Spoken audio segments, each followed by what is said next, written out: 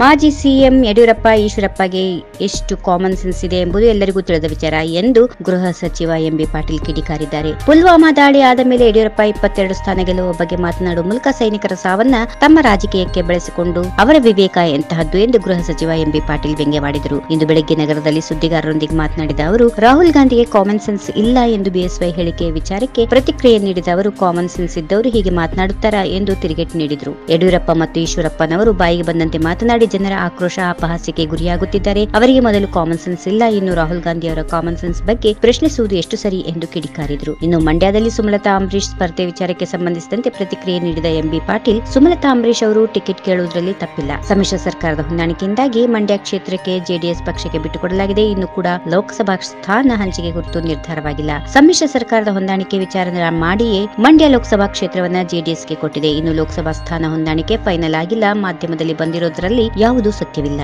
ಈ ವಿಡಿಯೋ ನಿಮಗೆ ಇಷ್ಟವಾದಲ್ಲಿ ಲೈಕ್ ಮಾಡಿ, ಶೇರ್ ಮಾಡಿ, ಸಬ್ಸ್ಕ್ರೈಬ್ ಮಾಡಿ.